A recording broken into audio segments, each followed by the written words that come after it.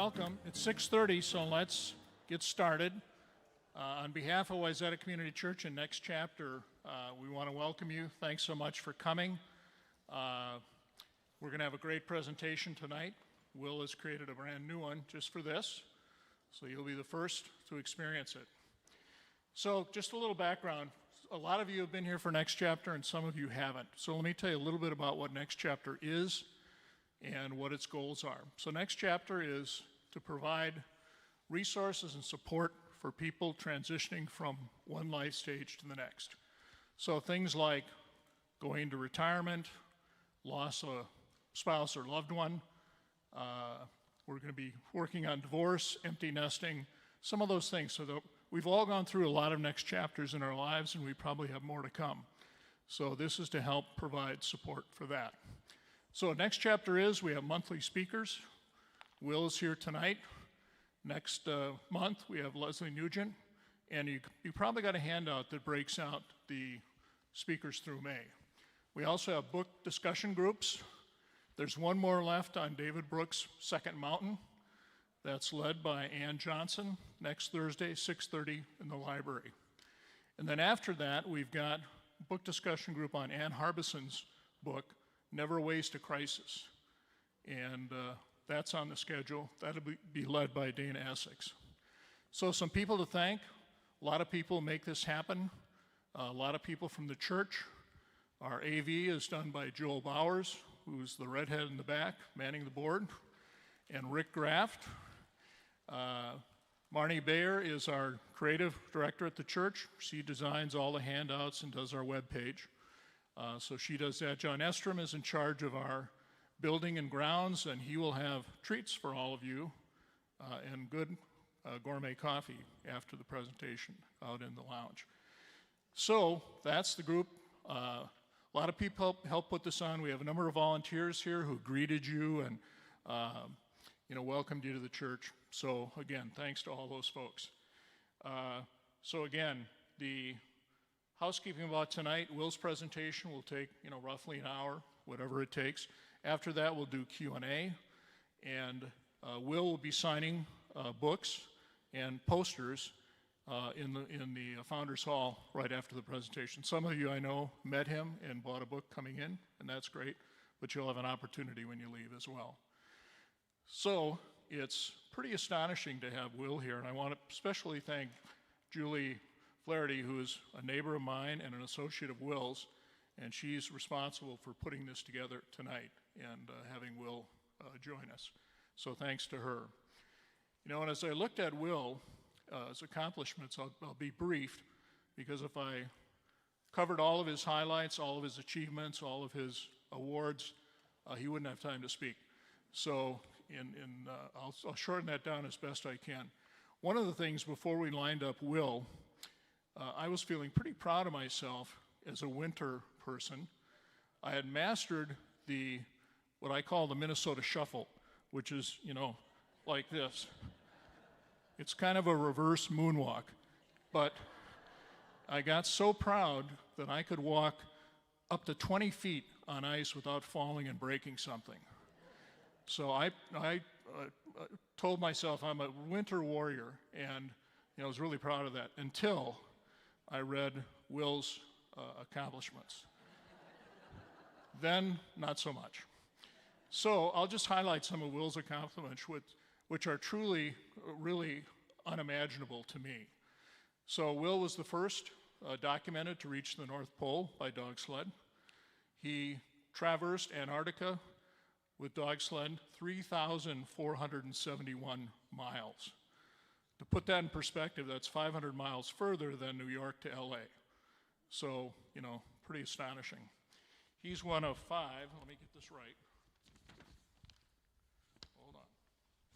He's one of 5 to be awarded the extremely prestigious National Geographic Award called, let me find it, John Oliver LaGorce Medal. He joins 4 other people, and it's a somewhat impressive list. Amelia Earhart, Roel Amundsen, Jacques Cousteau, and Robert Perry, and Will. So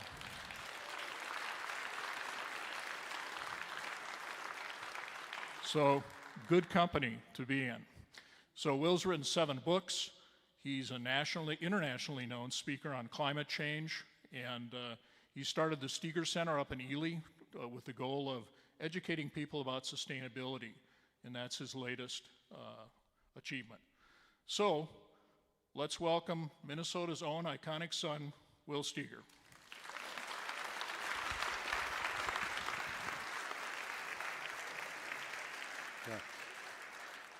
Yeah, thanks a lot, Jim, and thank Julie for arranging for me to come here, and then everybody that came out today and drove distances and traversed the ice, Minnesota ice.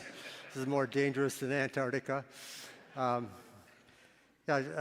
Julie contacted me about that opportunity to speaking here about 3-4 weeks ago. We were going to do it in May, but I was on an expedition in May, but so they arranged it for February 16th, and Julie asked me, what do you want to title of the presentation? And I thought for a second. I just said life of legacy. I've never talked about my legacy and before, and so I put together a presentation about why all the expeditions. In other words, the expeditions in my life have been a platform for me for the environment, to teach the environment, education, and science.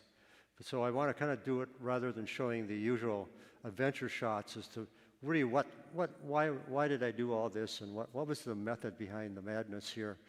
And so that's what I'm going to present today. And yeah, there we go.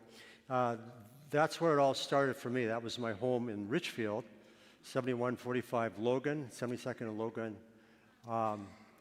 I was raised there, 10 kids in the house, 6 upstairs, the girls downstairs, 1 bathroom, and 50s, no complaints from anybody. We were,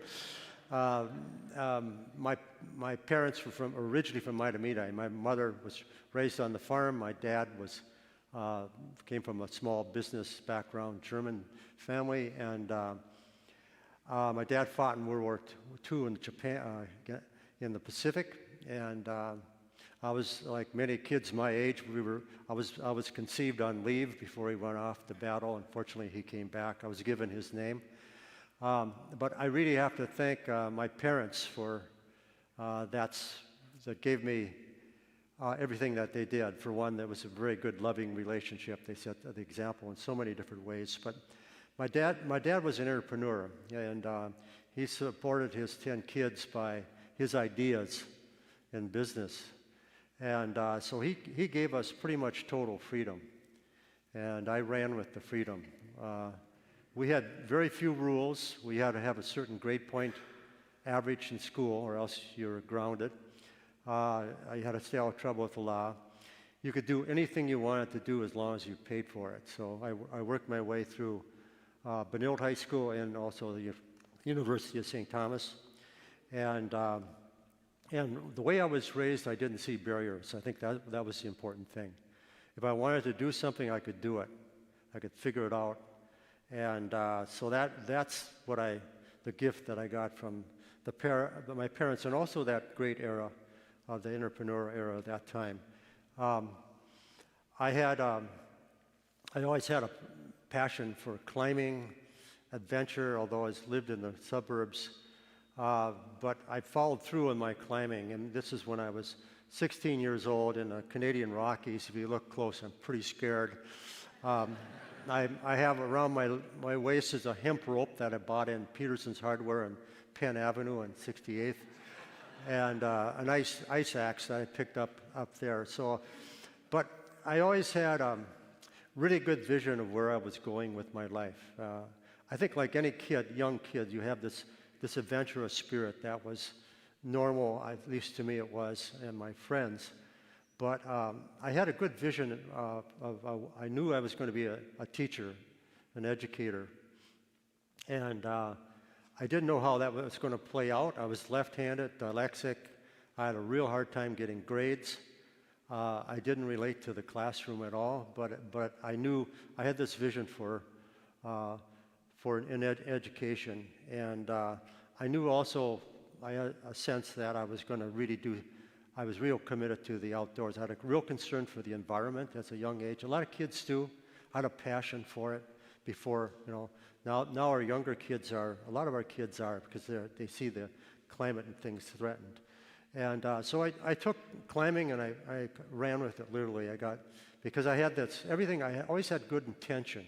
Everything's an intention. If you have intention, things go, especially if you know how to work things out as you go. And my goal was really to get into the higher mountains. The skills of rock climbing was like learning a language to understand the culture. I needed to have this type of a skill. But this was when I was 18 and lead climbing. And that was another paradigm in my life. My first time lead climbing, it was the scariest, horrifying thing. Because I got in a position, of course I didn't take the right route because I didn't know how to read the rock at that time. And I got into this utter panic. I thought I was going to die or really get seriously injured, but I just pulled my act together, and for the first time I really got relaxed and in the moment on a real thin edge. And when at the end of the climb, I really wanted more of that experience. I wanted to learn more and more about that. In order to do that, I had to pick up more skills. And so eventually, when I was 20, I climbed in the Andes. And we did first ascents over 20,000-foot mountains. But it was really in this type of a wilderness is what I was about. I was inspired by the National Geographic, actually, as a kid. And the Geographic, I liked canoeing, but as a real young kid, kayaking appealed to me because of an article in Geographic.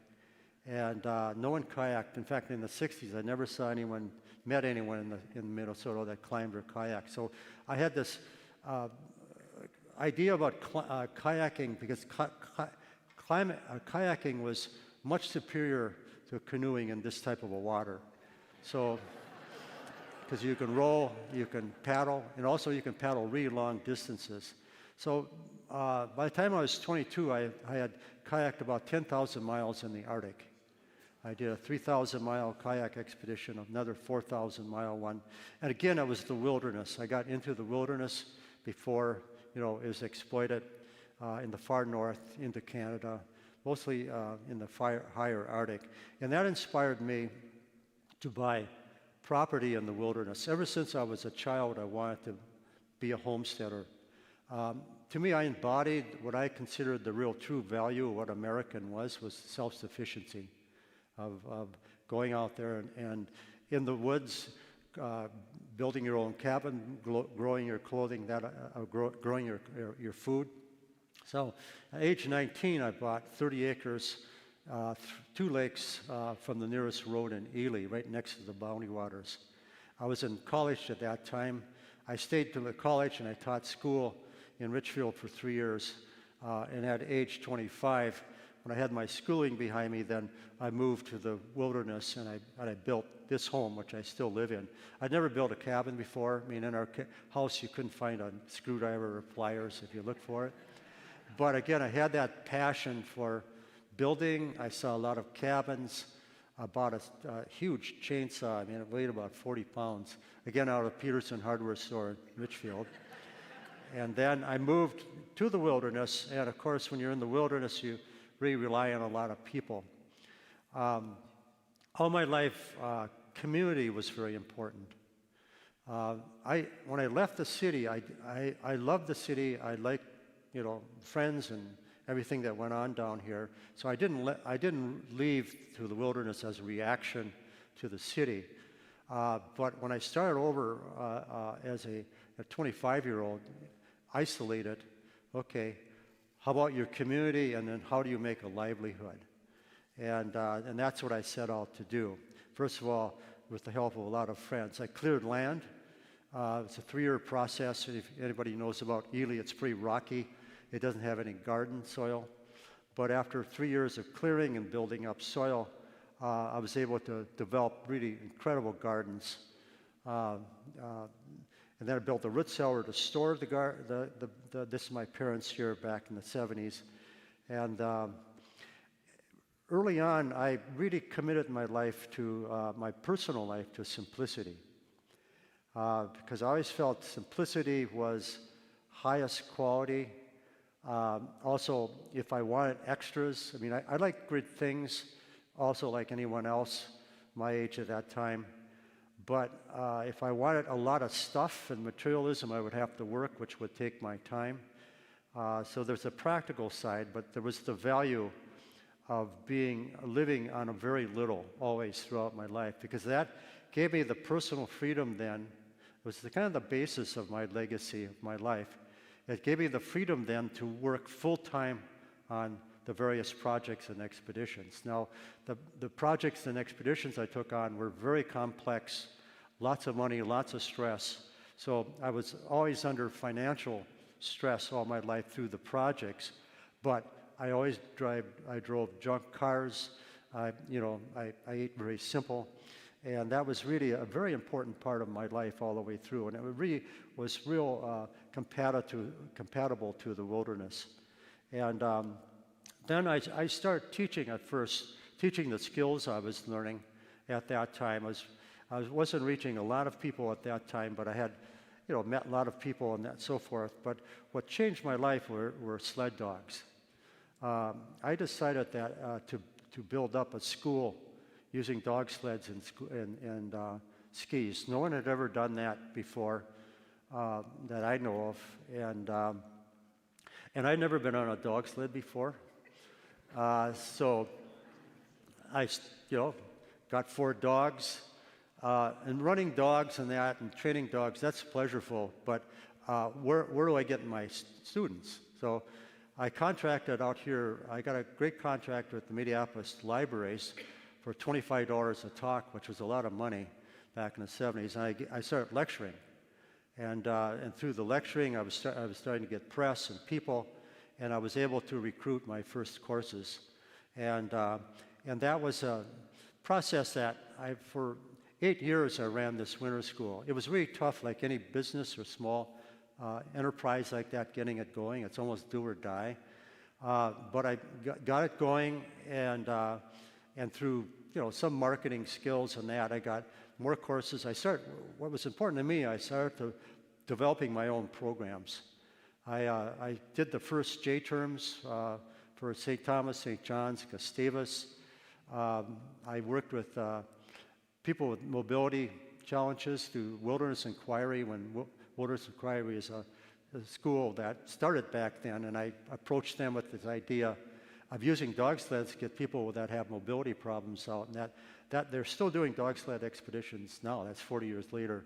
Men's and women's course, youth at risk, and for a while there, it was really fulfilling my need to be as an educator. I was working with very closely 80, maybe 90 people a year, and when I run into my former students, that were a lot of them adults at that time, it was, we were really close. And but after about 8 years, I was self-sufficient now. I could have done that for the rest of my life.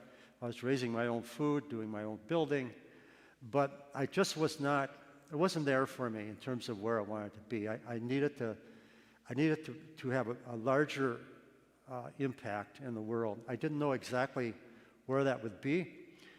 So after 8 years, I gave the school away to Paul Shirky, who is now Wintergreen. It's still running.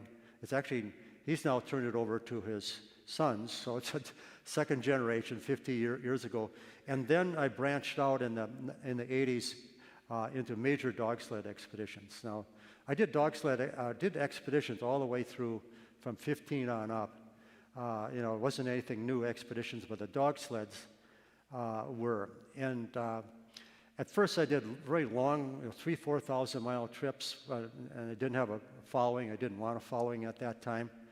But that gave me, it was through that travel in the wilderness that I really got a clear vision of where I wanted to go. And I wanted to build a center in the wilderness to draw higher level leadership and policymakers. I felt that if I could reach that top level, I could have the biggest impact of my life, especially working in policy. So that was the idea I had.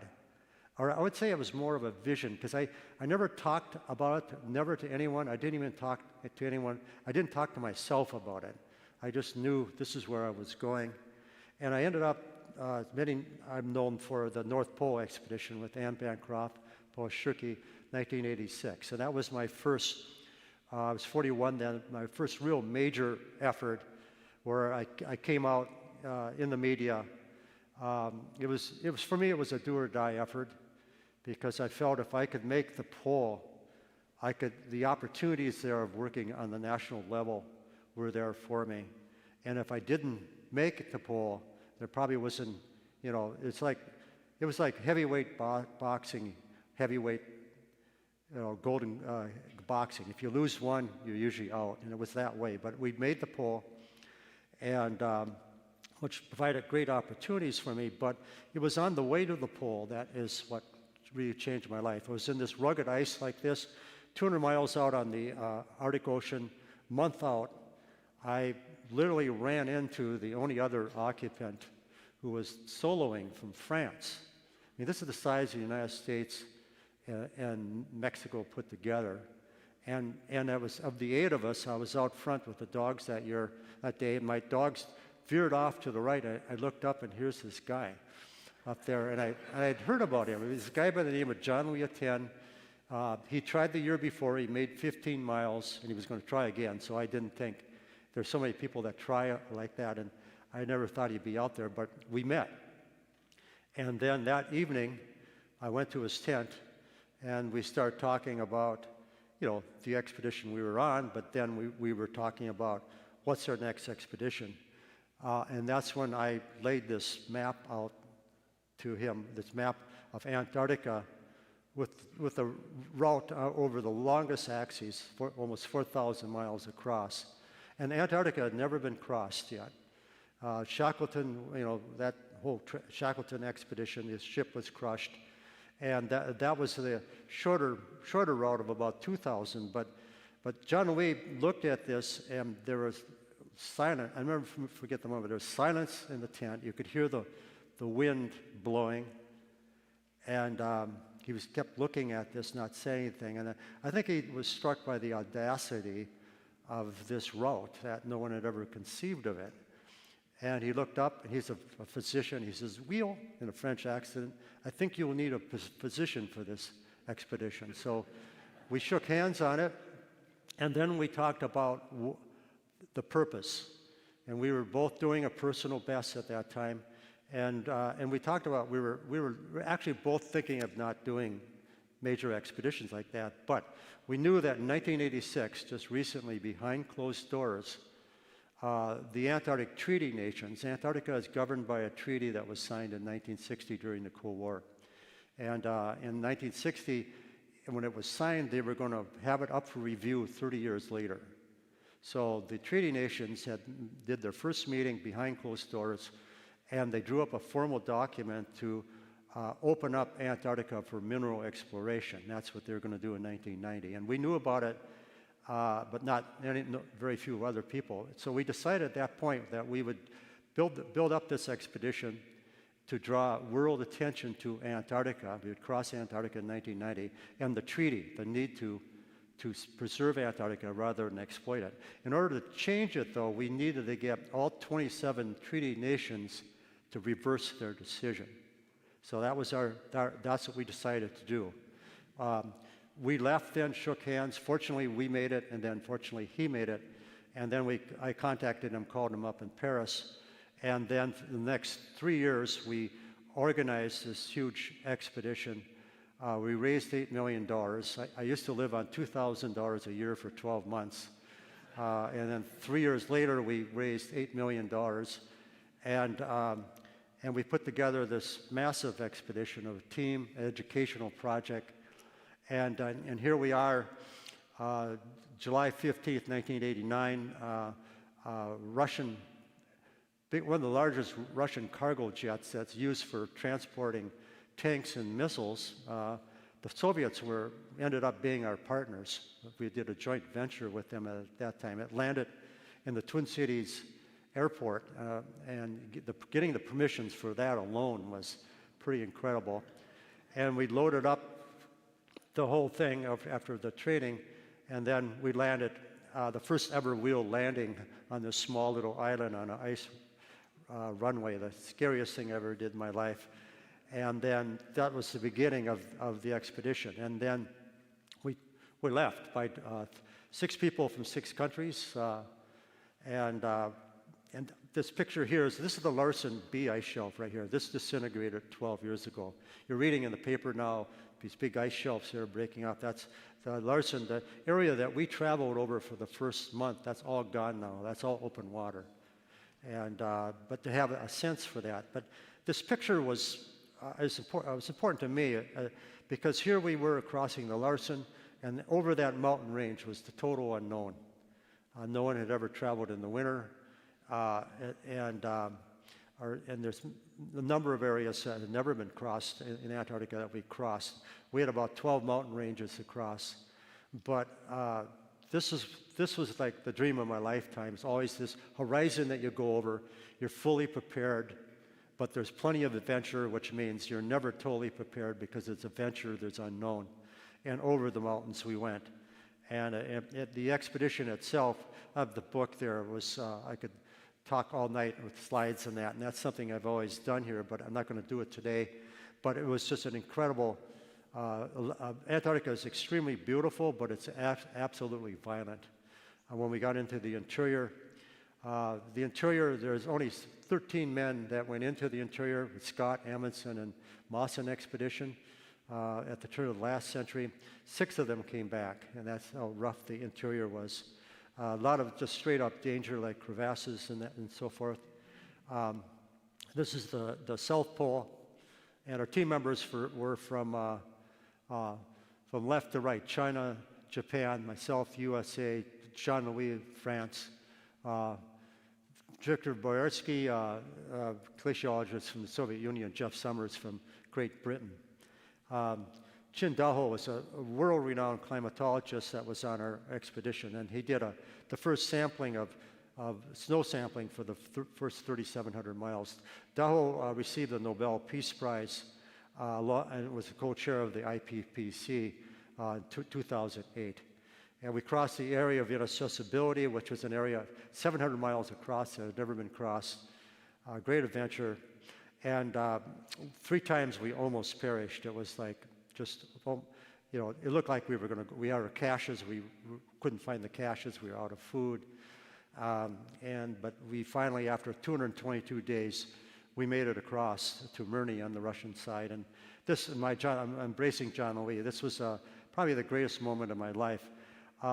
We're embracing each other because we took the risk and we did everything it took to, the leadership, the danger.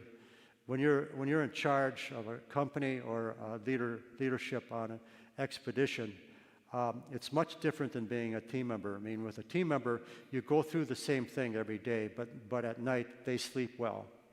And so John Lee and I, just the challenge of putting this together, and the absolute incredible joy. John Lee was crying, weeping, and I was pretty straight up. But it was just really remarkable that something like this, we did it. It was just totally, it was really acknowledgement. Okay, so it was a great feat. But now next was the political, and this is what I want to really get into with tonight's presentation. The next was the political. We had to change 27 nations to re-sign, and then next was the political arena. We met first with the Prime Minister of Australia when we came out, and he signed. So we had one. It was like a poker game. We had one. And then on our way back, we flew through Paris. We met with President Mitterrand, and he was well receptive to. France was really right there with us, and they openly signed it. They made a big deal out of signing. So that helped us a lot. We then traveled. This was over a 3-month period. We traveled to Japan, the Prime Minister of Japan here. Japan was right with us too. The Kyoto Protocol that was signed in 1995, the beginning of we have these climate meetings every year. Japan was where that all started. And we had China on board, Soviet Union and the Kremlin. We had full success there.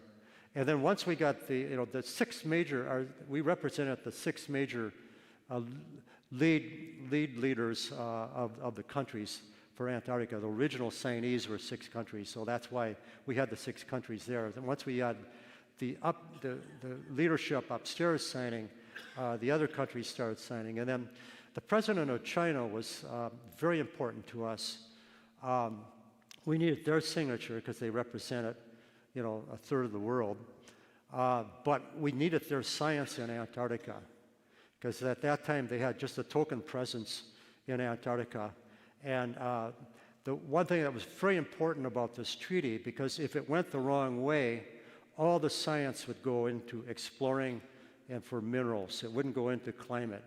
In 90 at this time, we knew that climate change was coming. We saw it, but we didn't have the data. We needed more research for our policies so we could pass that. And so we really needed science. And we talked to the president, John Lee and I, and he said that China will make a large commitment to science in Antarctica. And today they do more science than our National Science Foundation. That was the type of commitment that we had. And then George Bush was a wonderful man. I mean, he's just a wonderful, real gentleman, the old-time diplomat. Dave Dernberg in the back there. Dave was a very close friend. Dave and I knew each other for 58 years, and Dave opened doors for me in Washington and so forth, and this meeting he brokered here.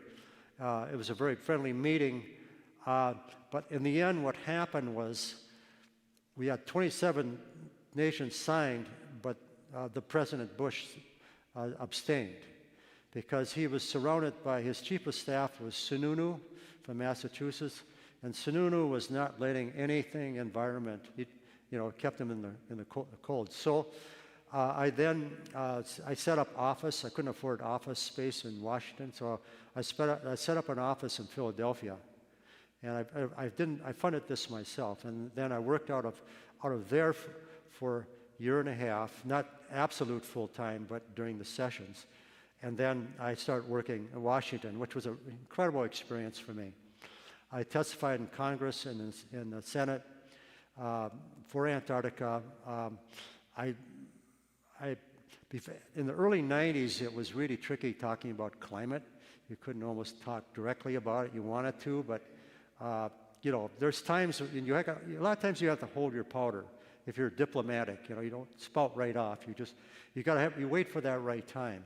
And the early 90s wasn't the time, but I did, at that time in the 90s, I worked, concentrated in the 90s on the northern hemisphere, the North Pole, the climate through that. And I gave presentations in D.C. a lot about the changing, in this terms, the major currents in the Arctic Ocean, which now have gone. And then I worked with Bob Dole, who is an incredible man. He came on our side in the Senate. And Dan Quayle, this is at the National Geographic, and right in the middle is Gil Govner. Gil's great-grandfather founded the Geographic. People ask me sometimes, it's formal, do you have a suit coat that you can wear? But, I have 2 tuxedos and suit coats and white meat. Of course, you have to, you got to cut your hair, dress, whatever you got to do, you have to have the communication, also the respect and a certain thing. This is actually the king of Saudi Arabia. We had two Saudi scientists on our ship, oceanography. And this time, I was working with the Saudis. The very early 90s were an incredible time for the internet. I met Gore in 1987, and he gave me the white papers, the study papers for what was called the Information Highway, or the beginning of the internet. That's what really changed my life, because there at that time, in terms of, I straddled these 2 lines. I had the adventure and I had education, and putting these 2 together were hard. But in '87, I saw this. I saw the opportunity in the internet, and people didn't understand it at all. It was just amazing. For the first 3 years, the word interaction wasn't even there. So I did a lot of work getting countries on board on the internet projects that we were working with. And I worked with some of the scientists, the educators. The educators are around the world. It's kind of a common bond. Like my real profession is school teacher. I taught school. In that profession of a school teacher, there's a brother and sisterhood. But in this higher up education, it's almost universal. Everybody accepts each other. This is in Nigeria. I've also worked. I never worked totally alone. I'm always having partners. So I worked with the National Science Teachers Association. I represented the U.S. here in a conference in Africa, which is a huge opportunity. And this was in '92 also. In Africa here, in Nigeria, they knew all about, I could talk about climate openly because they knew all about it, because the sandstorms were already threatening their arable lands. And but what really keeps me going and what's most important in my life is the children. And I probably signed way over 100,000 autographs. This young girl here is probably 43, 44 years old now. This is 1989. And I never had any children of my own. I did raise two children with Patty Steger's children. I never really saw myself as a father, as having old kids, but I always saw the children of the world as being my children. And also in the hardships we had in Antarctica, where it didn't look like we were going to survive, there's just a flicker of hope. I always hung on to these children, and it's my commitment to children, and then it's my commitment to the moral imperative of mass extinction, because of climate change, especially now. It's so much larger than it was 20 years ago. We're seeing a lot of species dying and so forth, and that's happening through our own ignorance. We don't really know what we're doing. And this is where education, environment is important in education and in children. And that's really my core value. In the 90s, I did a 4-year project called the International Arctic Project, which culminated the crossing of the Arctic Ocean in 85 or 95. And 90s is when the Arctic Ocean started opening up. I mean, it was really, I always gave my eyewitness account 20 years ago. We're all witness now to climate change, but it first happened in the Arctic Ocean, and it was real obvious because it was really super dangerous. And I never thought I'd be canoeing on the Arctic Ocean in the 90s. And then this is the early 90s here, the internet. I went up to the Northwest Territories, Yellowknife as the capital there in '92. I met with all the various departments in the government because I wanted to set up an online project up there. And then the internet, they didn't know what I was talking about. And I met with the guy that was the head of the technology, cowboy boots, Canadian, Calgary. And first, I think he thought I was going to sell him soap or something. I was trying to sell something. And then he caught on to it, and we became the best of friends. And it was through that contact that we got all the communities connected online in 1993. This is like way early. And this was the first time. This is a very historical picture for us. A couple of my team members, the women here, Julie and Takako, and the kids were connecting to other classrooms around the territories. And the territories are vast, about the size of the United States. And this is a wonderful thing. And then in the tents, we were actually, now you do this routinely, but the computers weighed about 12 pounds back then. And we had to heat up these hot packs and put them in a thing to warm them up to even get them going. But in '95, we were interacting with over 20 million kids at that time. And this was the first interaction. I mean, the actual exchanging of emotion. They were playing a chess game or something, and we were communicating with all these, for the first time, all these schools. We did the first digital picture from the North Pole. It took us 2 weeks to send that, bit by bit by bit by bit by bit. This long antenna. and finally it all came, and it took so many hours. So it was 2002 then is when my life then took another change, is when the Larsen B ice shelf broke up, the size of Wisconsin. This is only 21 years ago. And when I read that in the back page of the Tribune a month later, I realized that, my calling was there. It was my call to action, that this is, I knew, I taught climate change in my classes in 1969. So I didn't jump on the climate bandwagon. I studied it with the scientists and read the books. But when this happened, it was like, wow, we gotta start going. So I moved down to the city in '02, really to start the climate movement. But how do you do that when you're an individual? Well, first of all, I formed an organization that was, at that time, called the Will Steger Foundation, now the Climate Generation. And I started with a board of directors here. And Jerry Stinger, who's, where's Jerry? In the back there, yeah. Jerry was on all my boards. Jerry's been filming us for 30 years. He's been on all the expeditions. So Jerry's right here in the front turning around. He's filming this. Thank you.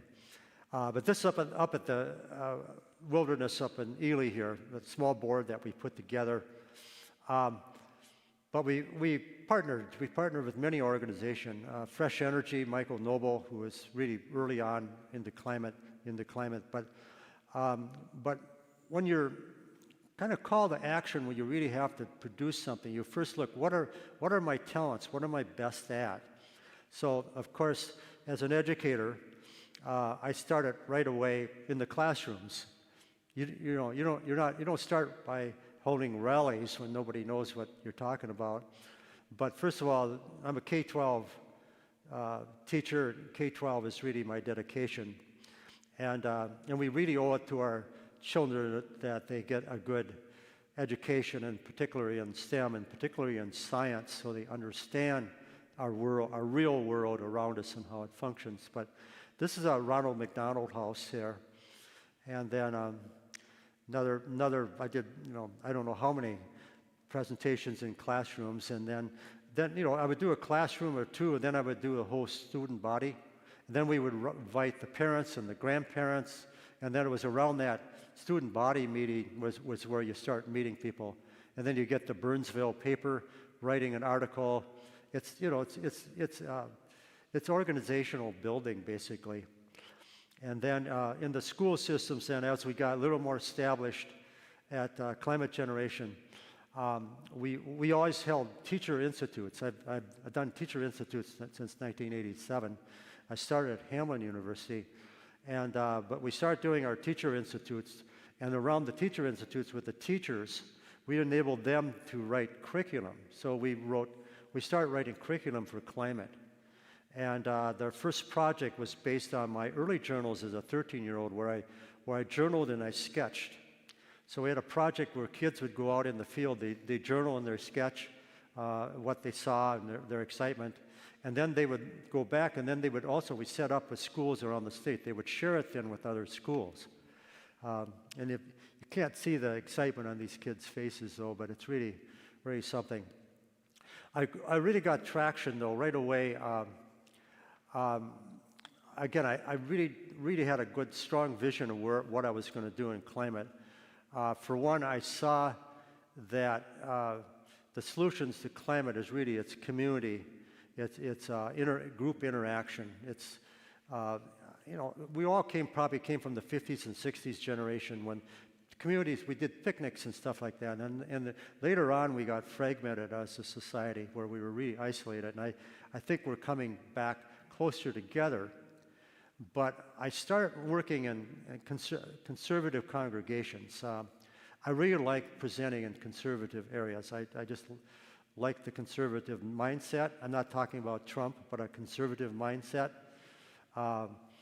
And we also needed the conservative vote, because back then we had Governor Peleni on board, and we needed everybody on board to do our first climate bill.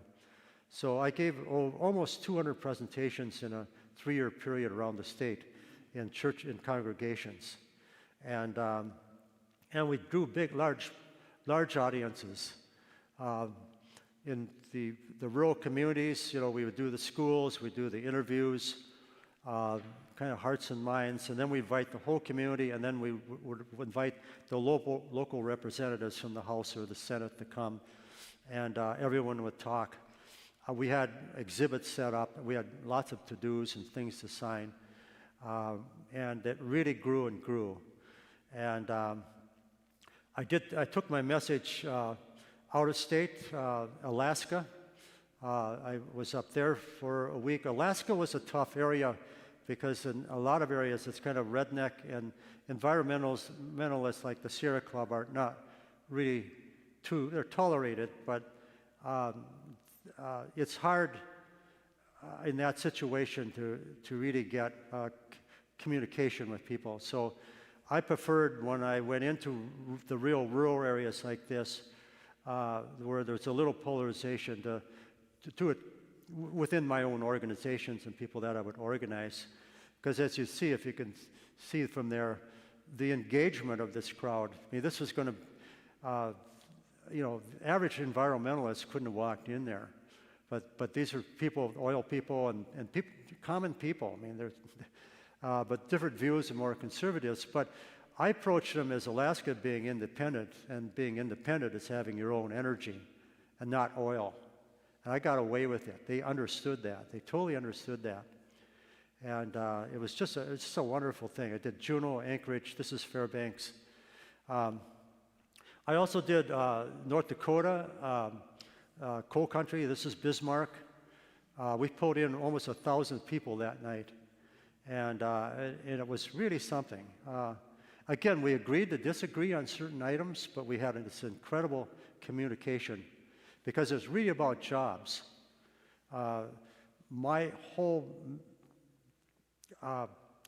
if the solutions to climate change, if they weren't economic, I would have stayed, would have been a hermit.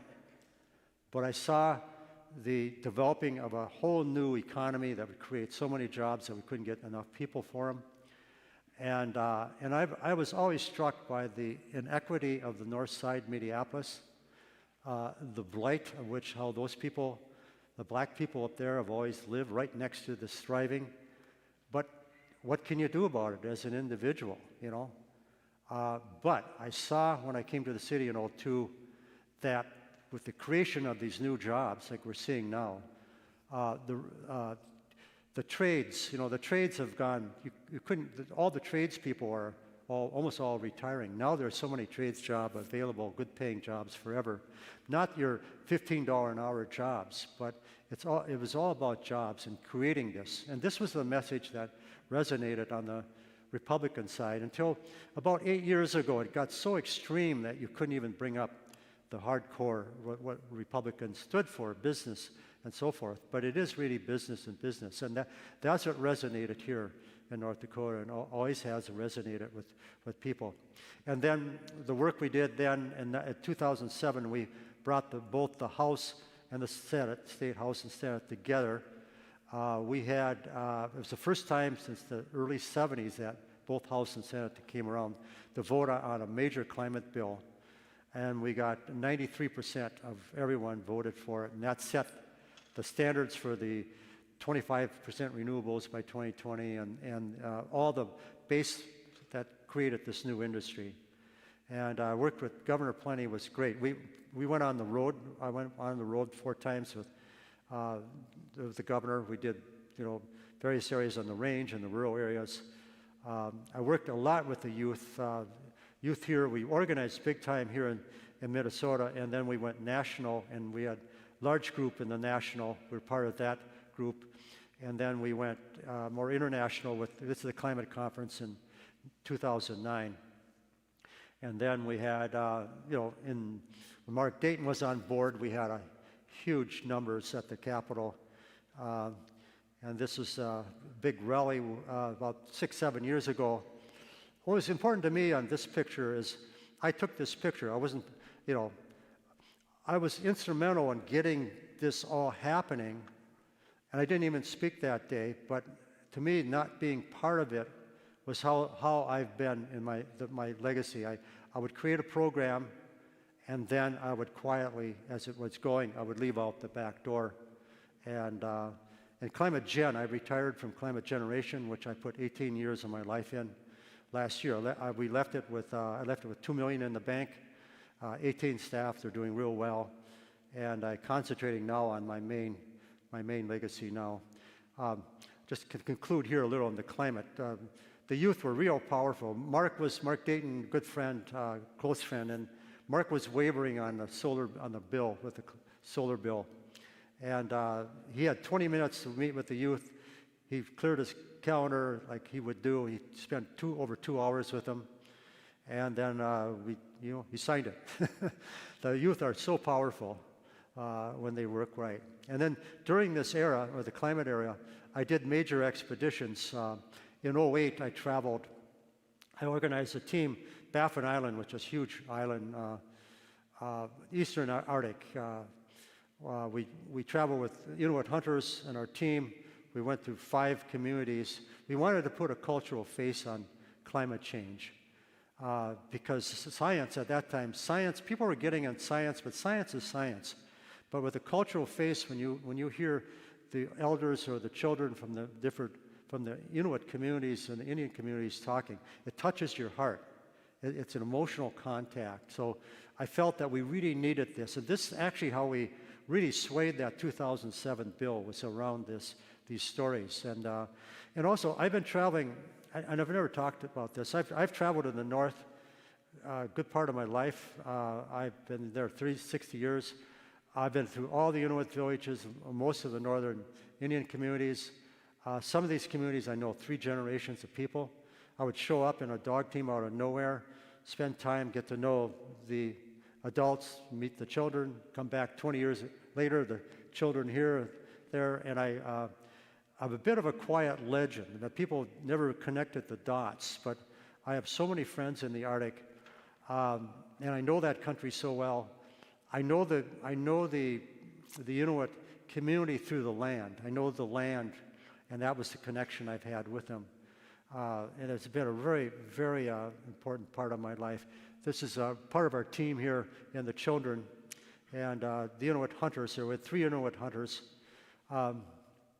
Gentleman on his knees there, learning how to do a tent, is Richard Branson. He came up for a section of this, and he brought with him. And his son was there. His son did an expedition with me after that. And then in each community, then we would give presentations. They'd do a feast. It was just a wonderful thing. Jerry filled all that. We got the Canadian government all together on the climate. And then it's the children, the fascination. And then we would do all sorts of projects. So we would have our dog teams. We hooked the kids up in the harnesses like the dogs. And then we throw about 20 kids on the harness, on the dogs. And these kids catch on. I mean, these kids are connected to their land. They don't have to, they know it intuitively through their culture and through living. So it's not like you've got to, like adults here, you almost have to hand feed them information before they get anything. Because we don't have that connection. But the children, they're just remarkable. And these are, pure Inuit kids here. And they got an incredible culture, seals.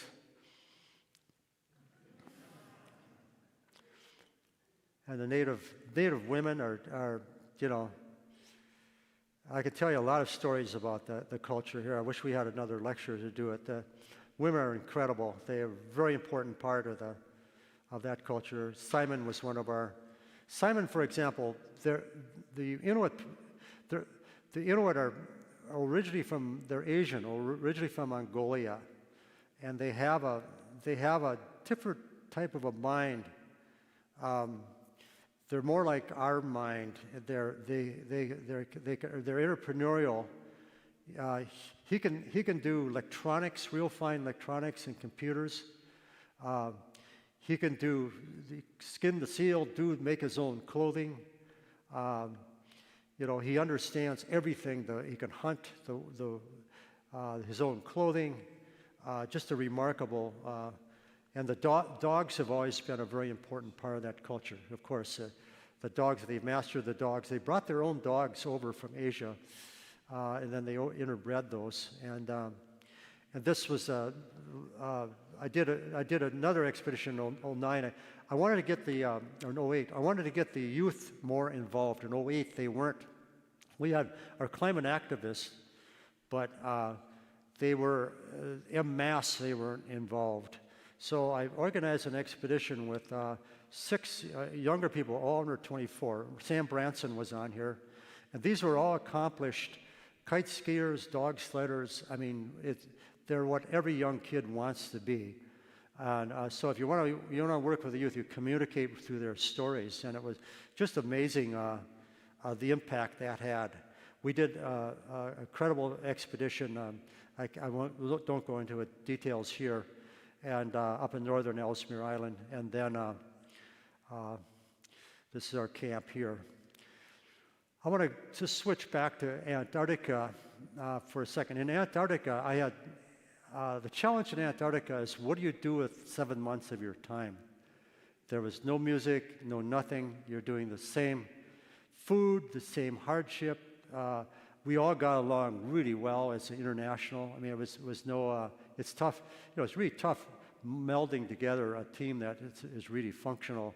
But there was no issue because without our camaraderie and our love for each other as a team, we wouldn't have survived. But your mind is totally blank for 7 months. So what are you going to do with your mind? And each team member handled it differently. John Lee, my partner, he's a real people person. He would take a politician, and then that day he would go through that politician's life, how you get up and what he would do all day. Next day it would be a person on the street, and so he would do this in his mind. What I did in my mind, I went into a spatial conception, and I designed the dream that I had in my mind, which was the Steger Center, which was the main convening building where I would eventually someday bring world leaders. So I designed, and this is what at the end of 6 months, it started with sketches on and over and out, and just building it up. I did the 4 elevations of all 4 sides, and then when I got back, I went about for the next 33 years building it, and I supported it on everything, self-funded myself. I had no sponsorships. I lecture, I write. I design clothing, I do photography. That's how I make my money. And I use that and also recycle materials and local materials. And then, and this is what I built. And the model that I had in my mind, I did a lot of modeling and research, after I came back. The only model I could come up with what I wanted to do was Camp David. Camp David, as you know, is that camp in Washington, D.C., where when you have a real problem to solve on the high level, you go to Camp David. And this is Camp David. In my mind, when I crossed Antarctica, I designed this around interaction with 8 people, a total of 12 people. So you have this small group interaction. When you're doing this type interaction, it's real tight. If you add more, you add 10, you start losing interaction. If you go 7, 6, there's enough. And a lot of times in your interaction, it's opposing views. Opposing views is fine. It's like diplomacy. As long as you have the right spirit, you can argue and go back and forth, not like we have today. But this is the process, and this is what Camp David was about. And it was large groups like this. This is the Obama administration, and we have the Carter administration, and the great treaties that we adversaries shaking hands. This is how this is what I've learned in my life through international expeditions and international cooperation and diplomacy that I did throughout my time. And it's that, and it's also this is Nixon, deep contemplation alone, figuring it out. And this is how I felt if I could build a center in the woods, that would be my legacy. And the challenges were two. One, how do you build it? How do you fund it to build it? And then two, who will come?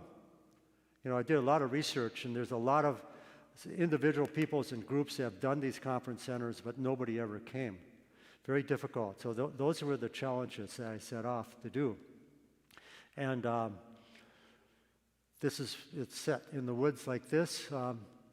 You think of the Boundary Waters as kind of flat when you're in a canoe, but actually the northern areas there, it's a range of mountains. And the center is like right on the edge of the Boundary Waters, within a couple of miles. I'm also a builder and a designer. So this was like a golden opportunity to design a great building. When I started building in 1990, I didn't set myself, this is going to take 2 years, it's going to take 10 years. I just started building. And it didn't surprise me. You know, it's been 33 years. Wasn't important. And I kept every year, I averaged about $200,000 a year. I had to make that money and then organize it and build her. I didn't build it all myself. I'm a builder. But I was able to get incredible. What I did is I recruited craftspeople that were usually in their 40s, when they were right at the peak of their skill and they're starting to get bored. They needed a good project. So I did a lot of great craftspeople I pulled together along with what I did here. So it's a 5-story, it's a conservatory, glass conservatory to the south, it's a beautiful structure that way, but it's practical because you're in a harsh climate. This is not downtown Minneapolis. This is high northern climate, boreal climate, and it's up high, so you got weather.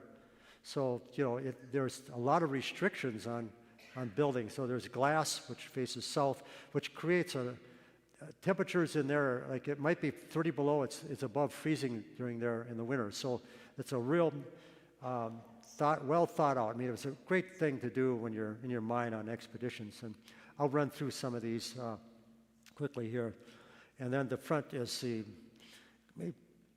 just the design of this conservatory was really, it's all post and beam, recycled. The carbon footprint on this is nil. And we did almost all the work ourselves on there, or the craftsman. That's glass. And a deck that goes around it on the 3rd floor, post and beam. This is the atrium, that glass structure inside. That atrium is aesthetics. It's really quite beautiful there. I created around, actually, like in the Antarctica, I literally placed myself in the various rooms in this building at various times, at the moon in January. I mean, I lived in these rooms in my mind during that time. But so it's it's an interesting structure. But let me see here. And that's the conservatory. And there's a pool here that just for, and then a lot of stonework. It's on the Ely greenstone ledge, which is the oldest rock, one of the oldest rocks, exposed rock. We did the first 2 floors are stone, and all the stone we work from around. This is the 3rd, 4th floor, 5th floor. It's almost, I took a year ago, December of 21, my goal was to give everything away. I donated all the land, the building, my assets, everything I had, I donated that into the nonprofit. So I kept 10 acres in my cabin to myself. And so it's now for-profit, called the Steger Center. And but I'll go through the buildings of this. So to me, it was one thing that was great. It was a great, I like projects. building project, you know, the designing. It wasn't possible to design it all. I designed the outside at the beginning, and I would sketch out like tiles.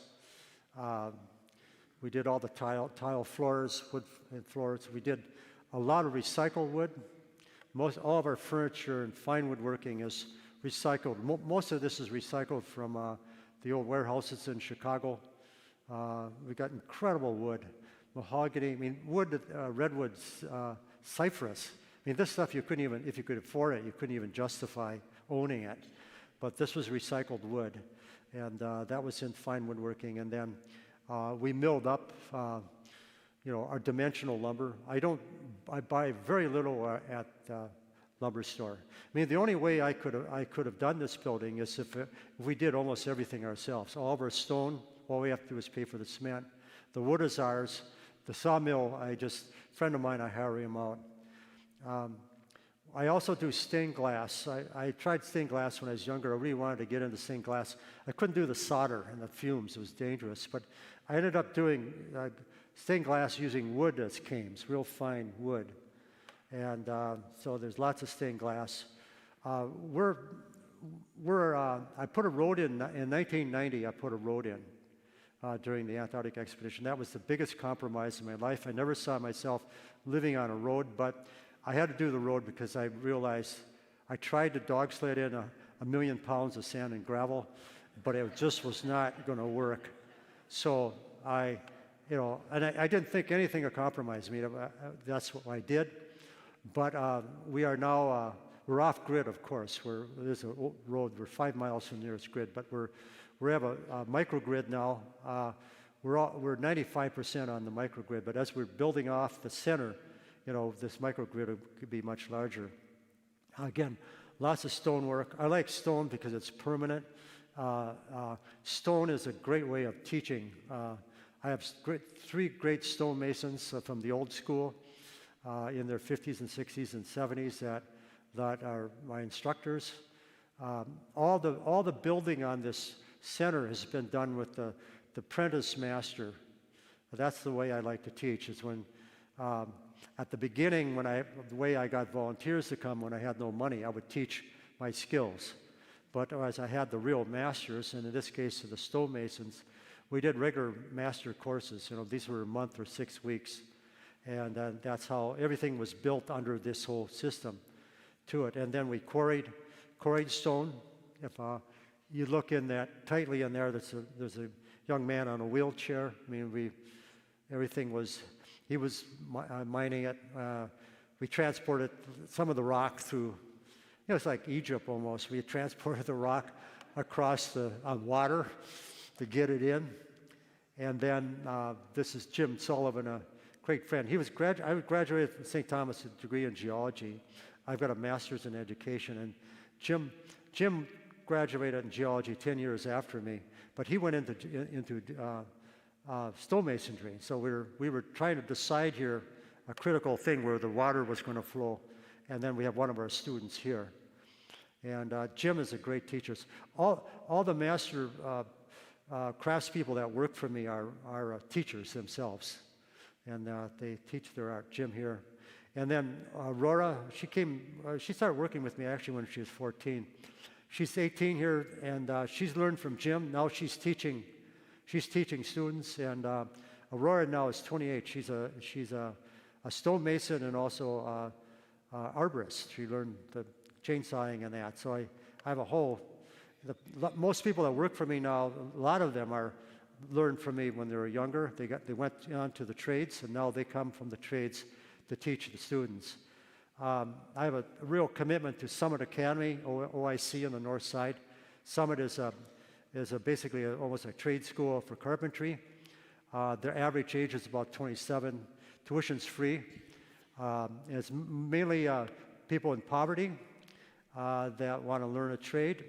It's a tough course. There's maybe 20% drop out, but they have over 94% placement in the trades. They start off $23 an hour, and it can move. You know, it's a path to middle class. And I've committed. K-12 has always been my soul, but I've always been committed to the trades, but there was never the demand for trades, but now there is. So I've been working with Summit for over 10 years, and they are just wonderful. This is our shop. We have a complete woodworking shop. This is the rural youth at risk in the rural area. The rural area is really challenging because these kids are really isolated. There's not much help. We did a 1-month course here for them through a program in Cambridge, and the problem was that they didn't have a safety net to come back to. Yeah, and then I'm concluding here just some of the courses, and then these are some Norwegian courses we did we worked internationally on some of them. These are some of my climate activists, or most of the climate activists, about 80% of them are young women. I worked with Dunwoody. I taught at Dunwoody for 5 years, and then we cut ice here. That's how we do things, and then I'm going to conclude here. Let me see here. There, that'll be one other, I just want to conclude. That's the center. And what I'm at right now with the center is that it's now a nonprofit, and I have a cards here too. There'll be where I'm signing books here.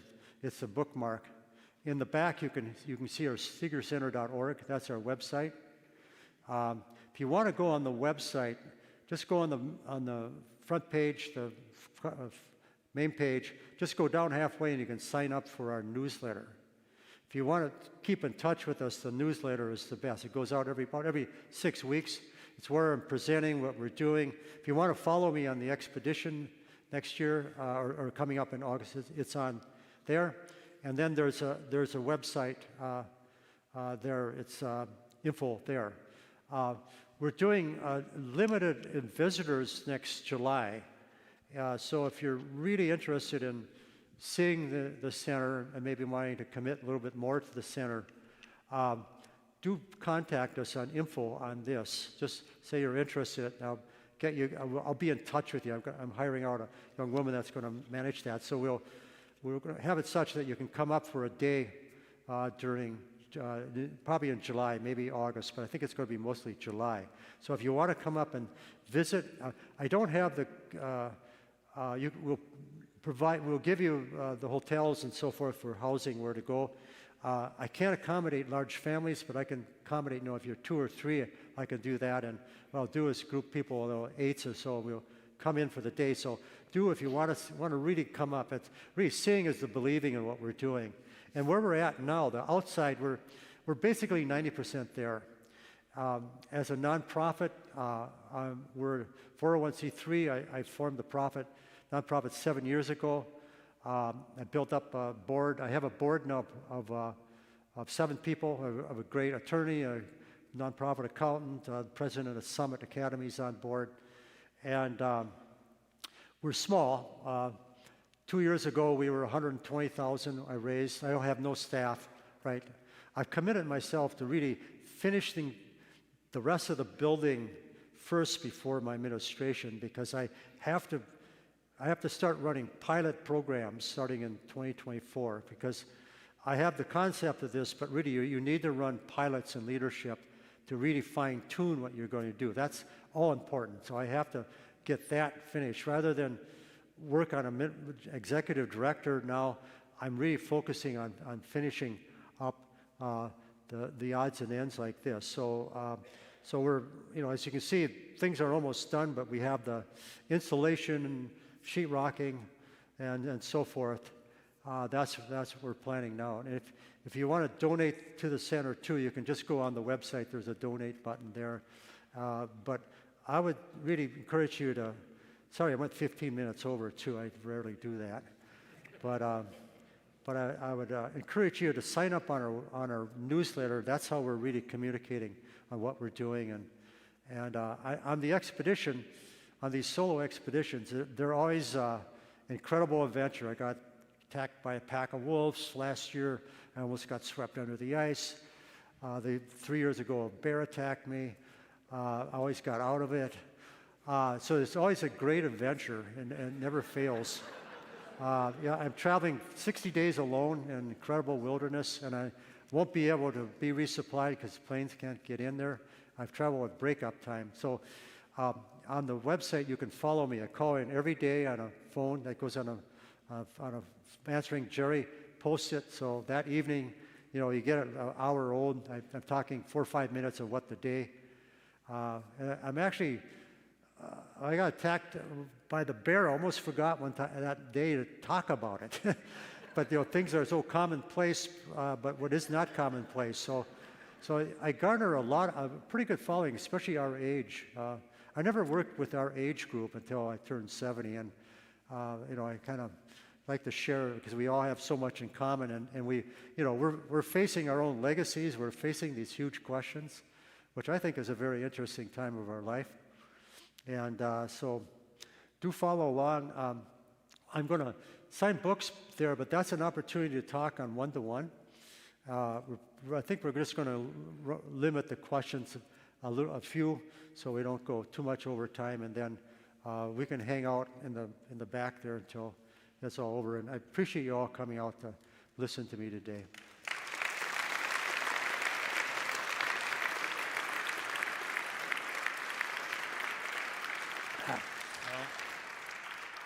Yeah, Joe? Okay. Well, thanks so much. Very inspiring, and I think we can learn a lesson there that we've all got a legacy that we can work on, Yep. and at any age. So that's a challenge for all of us, and thank you. We do have time for a couple of questions, so I'll walk around with the mic if there's somebody way in the back. Well, here, start here. Will, do you miss being active in climate change? What's that? Or are you still involved in climate change? Yeah, I am. Are you still a leader? Yeah, absolutely. The Steger Center is really our mission there is to boldly address the climate crisis. Climate Gen, my vision 20 years ago was where we are now. Everyone's talking about it. So I stepped out of the organization. I didn't intend to form another organization. I was going to do the Steger Center, but I got sidetracked for 2 decades.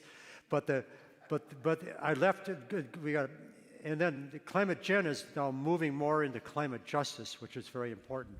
So I'll continue my work in climate change through the Steger Center, which is very important to me, and to work, boldly at the higher level and through education. So, I'll be doing climate till my last breath.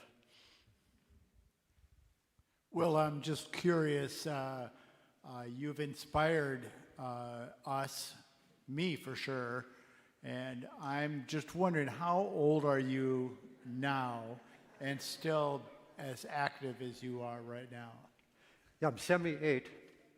So, and I've kept in good shape, but I have a good attitude, and I think that's what's important. I think at our age, or any age, because most people grow old in their later 20s when they're reaching that 30 mark, but it's real important to, especially as you're getting older, because any big projects, you always fail first in your mind, and you age in your mind, you age yourself in your thinking. So I really encourage you to take those 45 or 90-degree turns sometimes, try something different and challenge yourself for learning, and like we should be doing, because it's not all physical, it's really purposeful, surrounding ourselves with positive people. And I would highly recommend reduce your news by about 2/3. The media is, it's really hard to do, and I know most of you will not be able to do that, but you really have to, because if you're taking in negativity, regardless if you're a liberal or a conservative, because we are in these two really strange, far out land here, and most of us are in the middle, and it's really important to surround ourselves with good people, but having the discipline sometimes to turn it off when enough's enough, and read something, and do something constructive. That's very important, because we're talking about aging here. It's really the vitality of your mind, and the mind, of course, is, we all have an aging mind, and we forget names, but it's a muscle, and it's a spirit, and we need to exercise that always. And I have to say that I was raised Catholic. I had a great Catholic education. I had great mentors. The reason I went to work my way through Benilde and St. Thomas because I felt there were good teachers there, and I was looking for mentorship. I'm not a practicing Catholic now, but I went through that stage in my 20s where I left the Catholic faith and I had to figure it out of myself. And I came to a very simple realization, or what would you call it, that, all I had to do is live my life according to my conscience, to goodness. And I knew that I didn't need to read much. I had it all in here, and I followed my conscience, and I knew what goodness was. And as a young kid, I took, in my 20s, I followed that route, and sometimes it was a long way around. But, it's really simple, the kindness, the goodness. And I've been fortunate because I've been very humbled climbing rocks when I was 18. I think that was one of the best experiences of mine. I don't take anything for granted, and people and friendships and loved ones and all this. It's really a life of goodness, which is really, I think a true Christian is about. I think it's what our human spirit is about. All faiths are about this kindness and that. And that's really, the more good works you can do, the you feel good and you're going to live longer and you're much fruitful.